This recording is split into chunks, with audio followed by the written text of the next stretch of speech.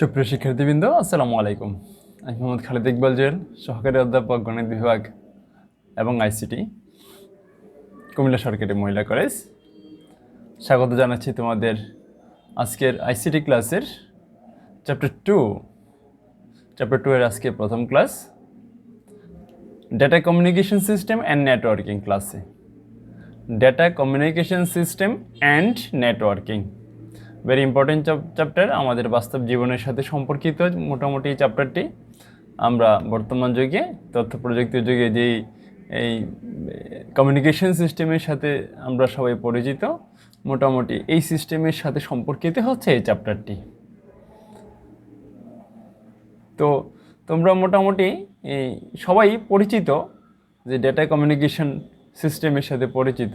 কীভাবে পরিচিত একটু পরে আলোচনা করলে বুঝতে পারবে। আমি দু একটা ঘটনা তোমাদেরকে বলছি। তার আগে একটু বলে নেই, তোমরা যারা প্রথম আমার এই চ্যানেলটি দেখতেছো, ক্লাস লেকচার দেখতেছো, আমার ইউটিউব চ্যানেল আছে জুয়েল স্যার ম্যাথ সিটি। অর্থাৎ তোমরা যে চ্যানেলটি যেখানে দেখতেছো সেটি সাবস্ক্রাইব করে নিও। যারা নতুন এরা সাবস্ক্রাইব করে নাও, তাহলে যখনই ক্লাস আপলোড দেওয়া হবে তখনই তোমার কাছে অটোমেটিক ক্লাসের নোটিফিকেশান চলে যাবে, তুমি ক্লাস দেখতে পারবে। আর এখানে মোটামুটি সব ক্লাসগুলোই ধারাবাহিকভাবে দেওয়া হবে। এছাড়াও কুমিল্লা সরকারি মহিলা কলেজের যে ইউটিউব চ্যানেল এবং ফেসবুক পেজ, সেখানে তোমরা ক্লাসগুলো দেখতে পাবে। তো আশা করি তোমরা এখনই সাবস্ক্রাইব করে নাও। তো যেটা বলতেছিলাম সেটা হচ্ছে যে দুইটা ঘটনা আমি তোমাদেরকে উল্লেখ করি।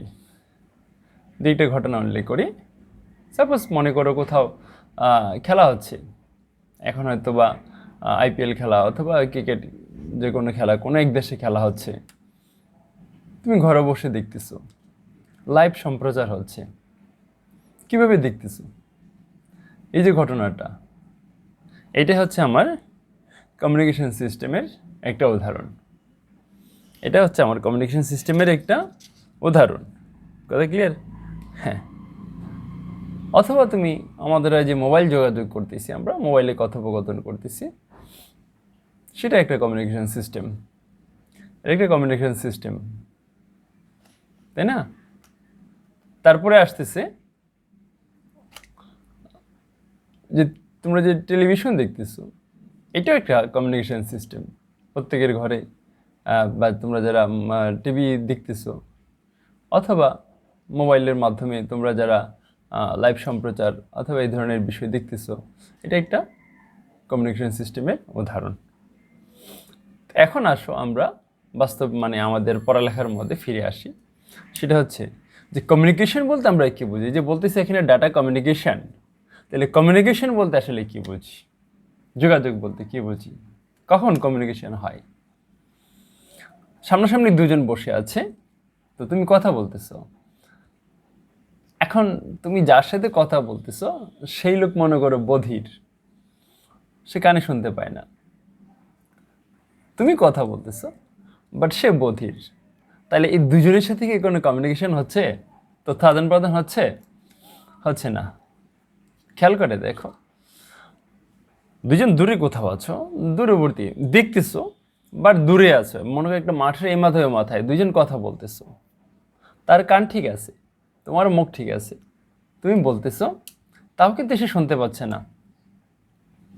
ডিস্টেন্সের কারণে মাঝখানে যে এয়ার আছে, এই অতি বেশি ডিস্টেন্স হওয়ার কারণে তার কানে গিয়ে কিন্তু এই ফ্রিকোয়েন্সি, যেটা তোমার বলার যে ফ্রিকোয়েন্সি, আমরা জানো আমরা কথা বলে আমরা যে ভোকাল কর্ড আছে, এখান থেকে একটা ফ্রিকোয়েন্সি তৈরি হয়, একটা ওয়েভ তৈরি হয়। এটা গিয়ে যখন অন্যের কানে যে পর্দা আছে ওই পর্দাতে যখন টাচ করে তখন আমরা কথা শুনতে পাই।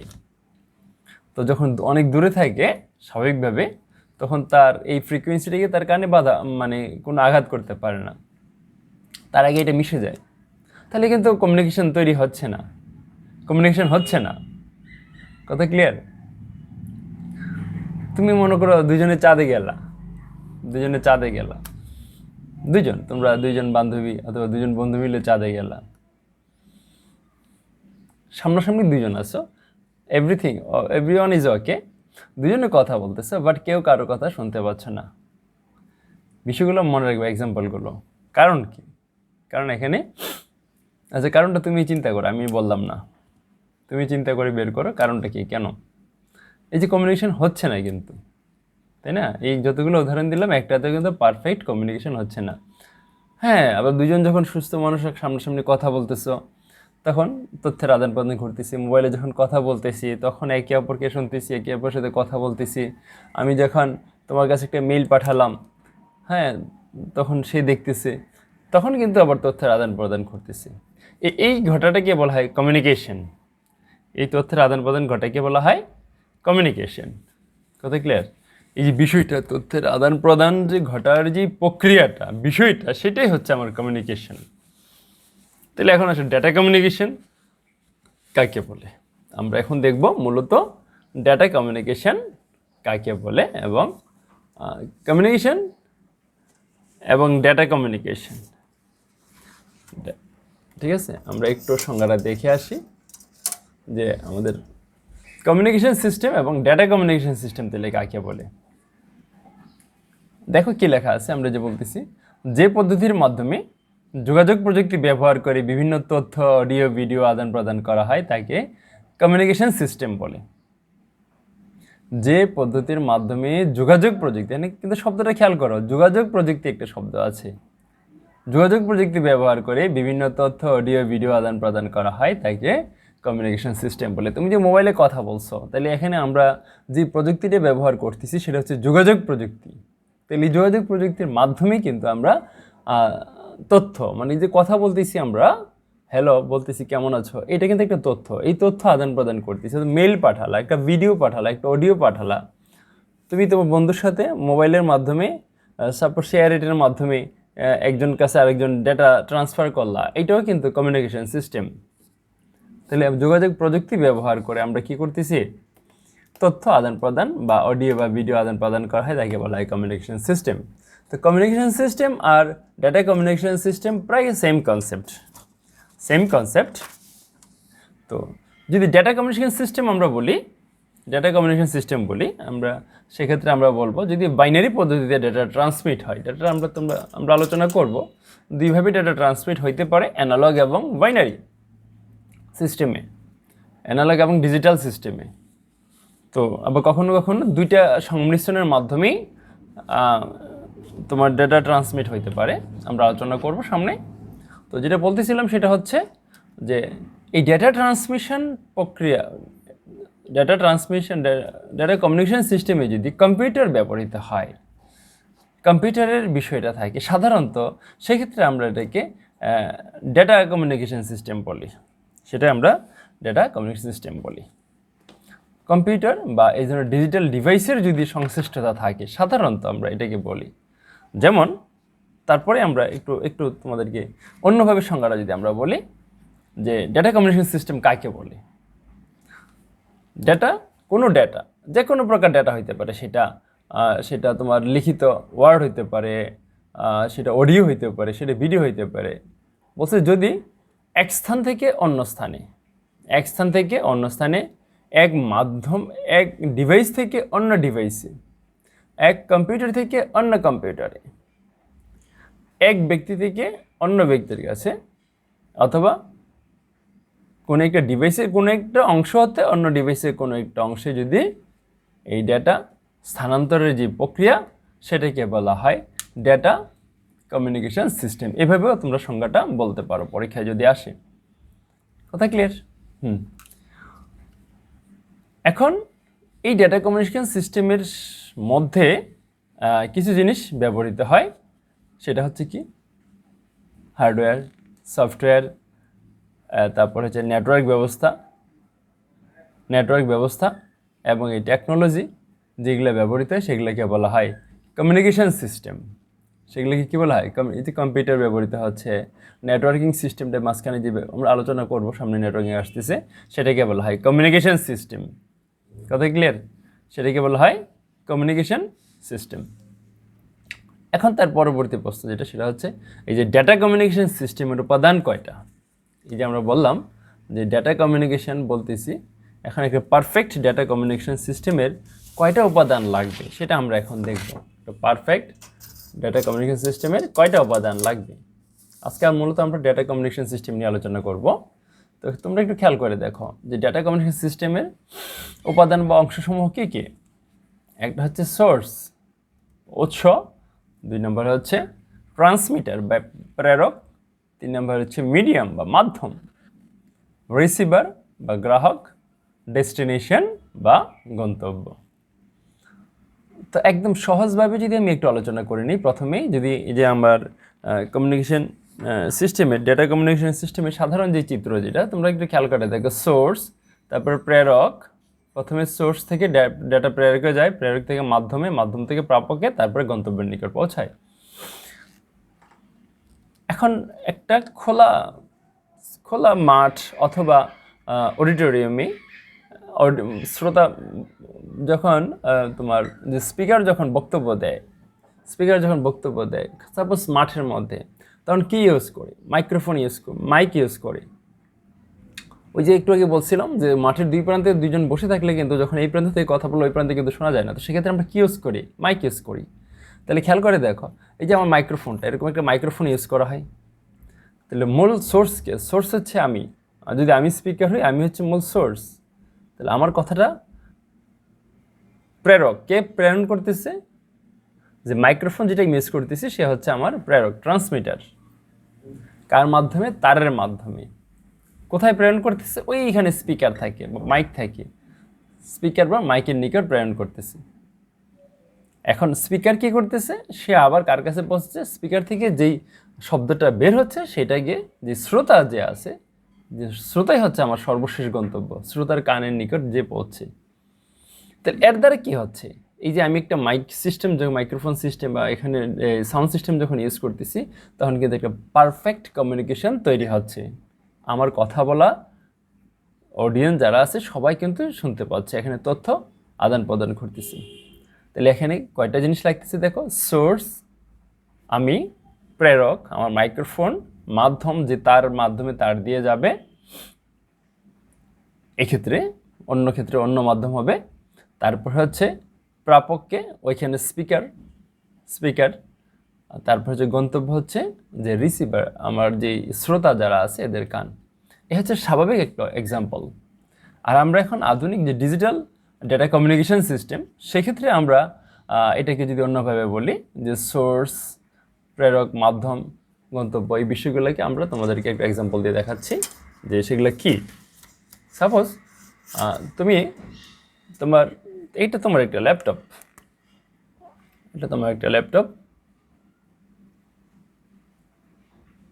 তোমার বন্ধুর ল্যাপটপটা এখানে, দুজনে সাপোজ এখন কম্পিউটারের মধ্যে আছো, দুজনে ল্যাপটপ ইউজ করতেছো। এখন তুমি একটা মেইল পাঠাতে যাচ্ছ তোমার এই বন্ধুর কাছে, তোমার বন্ধুর কম্পিউটারে, ইমেল অ্যাড্রেসে। তো তুমি কি করবে? এটা তোমার কিবোর্ড, সাপোজ এটা হচ্ছে কিবোর্ড, এটা কিবোর্ড। এখন কি করবে তুমি? তোমার কি কি জিনিস প্রয়োজন? তাহলে খেয়াল করে দেখো, তুমি ইমেলটা লিখলে, তাহলে এই ইমেলের সোর্সকে, এই সোর্স হচ্ছে আমার কম্পিউটার, ইমেলের সোর্স হচ্ছে, এটা হচ্ছে আমার সোর্স। কে পাঠাবে?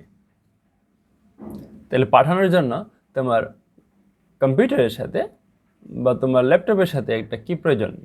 একটা মডেম প্রয়োজন, ভালো করে খেয়াল করে।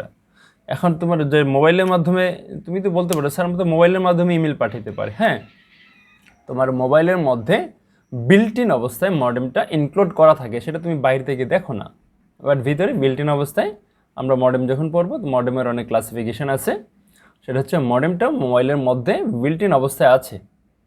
আর এখানে আমরা ল্যাপটপে যে মডেমটা ইউজ করতে, সেটা হচ্ছে এক্সটার্নাল মডেম, এটা হচ্ছে ইন্টারনাল মডেম।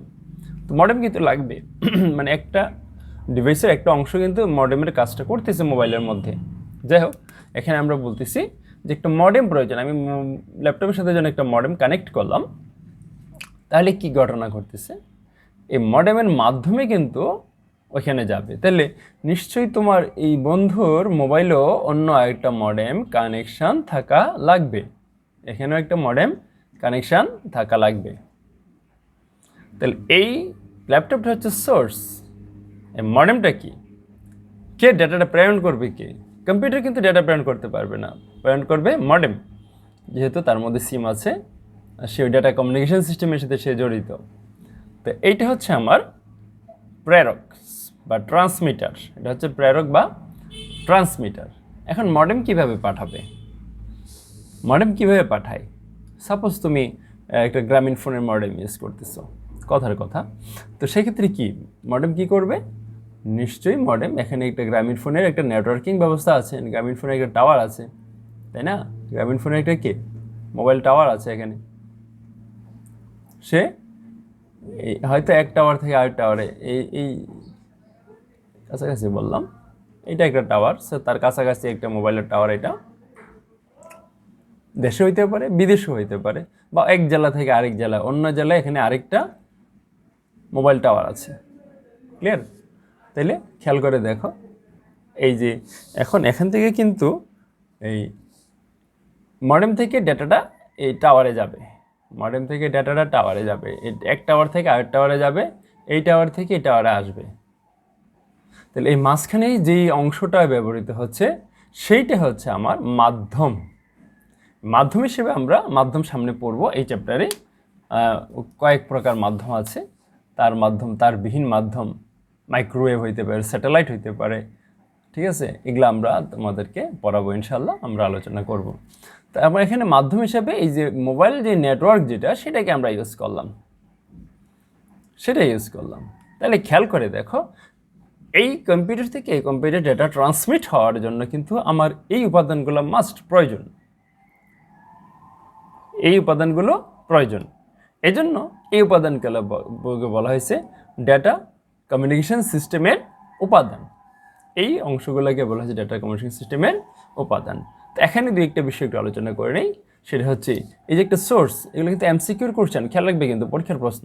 এই যে সোর্স কম্পিউটার, অ্যান্ড কম্পিউটার থেকে মডেম যেটা, তার কাছে ডেটা কীভাবে আসলো, কম্পিউটার যখন ডেটাটা পাঠাচ্ছে তখন সে ডিজিটাল সিগন্যাল রূপে, কি সিগন্যাল রূপে? ডিজিটাল সিগন্যালটা এরকম হয়, তোমরা সামনে পড়বা, ডিজিটাল সিগন্যালের চিত্রটা হচ্ছে এরকম, 0 এবং 1 বাইনারি সিস্টেমে। তো কম্পিউটার থেকে মডেমে আসছে ডিজিটাল সিগন্যাল কি করছে, মডেম কি করছে? এই ডিজিটাল সিগন্যালটাকে কনভার্ট করতেছে। মডেমের আলোচনা যেহেতু আসছে, একটু মডেম সম্পর্কে আলোচনা। মডেম মানে কি? মডেম হচ্ছে মডুলেশন এবং ডিমডুলেশন, মডুলেশন এবং ডিমডুলেশন,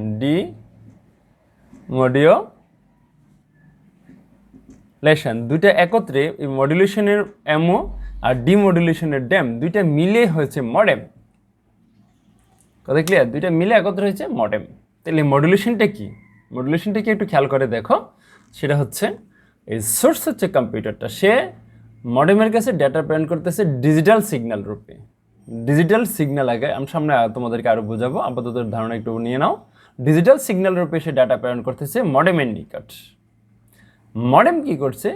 এই কম্পিউটার টাওয়ারের নিকট এই ডিজিটাল সিগন্যালটাকে সে মডুলেট করে, সে কি করতেছে? এটাকে অ্যানালগ সিগন্যালে রূপান্তর করতেছে। তাহলে এখানে খেয়াল করে দেখো, এই ডিজিটালের পরে কিন্তু যে সিগন্যালটা, এইটা হচ্ছে অ্যানালগ সিগন্যাল, এটা হচ্ছে অ্যানালগ সিগন্যালটা ওয়েভ আকারে যায়। কে কাজ করতেছে? ডিজিটাল সিগন্যালটাকে মডুলেট করে অ্যানালগ সিগন্যালে রূপান্তর করতেছে মডেম, এই যন্ত্রটা। এই টাওয়ার থেকে ওই টাওয়ারে অ্যানালগ সিগন্যালের ডেটা আসলো, আবার এই টাওয়ার থেকে এই মডেমের নিকট কিন্তু অ্যানালগ আকারেই এই মডেমটা ডেটা রিসিভ করলো। এই মডেমটা 2 নম্বর মডেমটা কিন্তু অ্যানালগ আকারে ডেটা রিসিভ করলো। কথা ক্লিয়ার? রিসিভ করে সে এখন কি করতেছে? কম্পিউটার তো অ্যানালগ সিস্টেম বুঝবে না, সে এখন এই অ্যানালগ সিস্টেমটাকে আবার পরিবর্তন করে ডিজিটাল সিগন্যালে কনভার্ট করে সে এই কম্পিউটারের নিকট প্রেরণ করে। কে?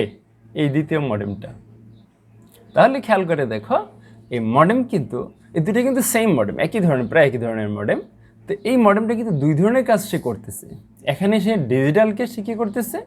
অ্যানালগে রূপান্তর, মডুলেশন করে সে অ্যানালগে রূপান্তর করতেছে। আবার এই সিগন্যালটাকে আবার ডিমডুলেট করে সে ডিজিটাল সিগন্যালে কনভার্ট করতেছি, সে ডিজিটাল সিগন্যালে কনভার্ট করতেছি। এই যে মডুলেশন এবং ডিমডুলেশনের কাজ চলে, এজন্য এটার নাম হচ্ছে আমার একত্রে আমরা বলি এটার নাম হচ্ছে মডেম। তাহলে এখানে এই মডেমটা মডুলেশনের কাজ করে, এই মডেমটা ডিমডুলেশনের কাজ করে। আবার যখন উল্টাভাবে এই ল্যাপটপ থেকে এই ল্যাপটপে ডাটা প্রেরণ করবে, তখন এই মডেমটা মডুলেশনের কাজ করবে, এই মডেমটা ডিমডুলেশনের কাজ করবে। তাহলে একই যন্ত্র দুই ধরনের কাজ করে, মডুলেশনের কাজ এবং ডিমডুলেশনের কাজ। এজন্য এই দুইটা একত্রে মিলে হয়েছে মডেম। আমরা মডেম সম্পর্কে কিন্তু ধারণা তোমাদেরকে দিয়ে দিলাম, পরীক্ষায় কিন্তু আসে মডেম কি। এখন আমি যেভাবে অ্যান্সারটা তোমাদেরকে এক্সপ্লেন করলাম, পরীক্ষার খাতায় ঠিক তোমরা এভাবেই লিখবে, যেহেতু এই যন্ত্রটি কে, যে যন্ত্রটি মডুলেশন এবং ডিমডুলেশনের কাজ করে, কীভাবে কাজ করে এই ব্যাখ্যাটা দিয়ে দিবে। এই যে অ্যানালগ থেকে ডিজিটাল থেকে অ্যানালগ, অ্যানালগ থেকে ডিজিটাল, এই ব্যাখ্যাটা তোমরা দিয়ে দিবে, তাইলে হবে। পরীক্ষার প্রশ্ন কিন্তু এটা ইম্পর্টেন্ট প্রশ্ন। কথা ক্লিয়ার? তাইলে এখানে এই মডেমটা আমার, এক্ষেত্রে এই মডেমটা প্রেরক হিসেবে কাজ করে, আর এই মডেমটা আমার এখানে প্রাপক হিসেবে কাজ করে। আর এই কম্পিউটারটা কী হিসেবে কাজ করে? সে কাজ করে আমার গন্তব্য হিসেবে, ডেস্টিনেশন। এই ল্যাপটপটা শেষ পর্যন্ত তো ল্যাপটপেই ডেটা ট্রান্সমিট হয়, তাই না? এখান থেকে সোর্স, উৎস থেকে ওই ল্যাপটপে ডেটা ট্রান্সমিট, এই যে সোর্স, এটা হচ্ছে গন্তব্য। তাহলে এই হচ্ছে আমার ডেটা কমিউনিকেশন সিস্টেমের উপাদান। পরীক্ষায় কিন্তু এগুলো থাকে, ডেটা কমিউনিকেশন সিস্টেম সম্পর্কে ধারণা। আমরা প্রাইমারি কনসেপ্টটা আজকে তোমাদেরকে দেওয়ার চেষ্টা করলাম। আগামী ক্লাসে তার পরবর্তীতে ক্লাস যেটা হবে সেটা হবে ব্যান্ডউইথের উপর। সিকোয়েন্সিয়ালি আমরা ক্লাস নেব যে ব্যান্ডউইথ এবং ডেটা ট্রান্সমিশন স্পিড, ব্যান্ডউইথ বা ডেটা ট্রান্সমিশন স্পিড সম্পর্কে আগামী ক্লাসে আলোচনা হবে। তা আজকের টপিকসগুলো আশা করি তোমাদের উপকারে আসবে এবং তোমরা বুঝেছ। তোমরা যদি ভালোভাবে অনুশীলন করো, বাসায় পড়ো, বই পড়ো, কনসেপ্ট আরও ক্লিয়ার হবে। তা আশা করি তোমরা ভালো থেকো। আগামী ক্লাস পরে দেখা হবে ইনশাআল্লাহ। আসসালামু আলাইকুম ওয়া রাহমাতুল্লাহি ওয়া বারাকাতুহু।